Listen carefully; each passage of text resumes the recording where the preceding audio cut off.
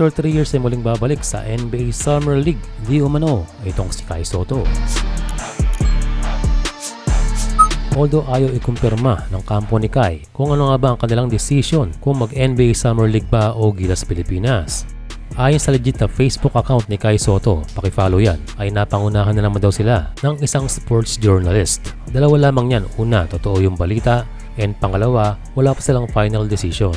Kaya hintayin natin ang announcement ng kanyang kampo para makumpirma na kung ano nga ba. Pero isa lang ang ating napuna dyan. Ito ay hindi 100% ang kanyang commitment sa paglalaro sa Gilas this window. And base sa data, kung wala tayong panalo this window at gayon din ang Guam, still big chances na tayo papasok sa next round na sana'y makapaglaro na itong si Kai Ju. Dahil tandaan natin, hindi katulad ng mga nakaraang World Cup, this time ay hindi pa tayo qualified.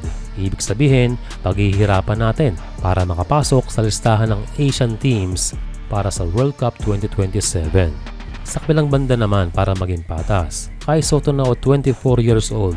Hindi na siya kasing bata noon. Kaya kung may offer man sa Summer League, malamang ay tatanggapin niya ito. Dahil sabihin nating failure ang nakaraan. Dahil injured siya noon na maglaro sa Orlando Magic. So ito na ang kanyang pagbawi kung sakali o redemption para sa nakaraan. Ang team rosters ay i-announce as early as second week of June. At ang final lineups ay bago magsimula ang mga games, doon natin malalaman kung maglalaro itong si Kai sa Summer League at kung walang mag-i-spill. And sa maraming fans ang sumama ang loob dahil mas mahalaga pa raw sa Gilas ang posibleng paglalaro sa Summer League. Well, normal lang yan dahil pareho namang importante.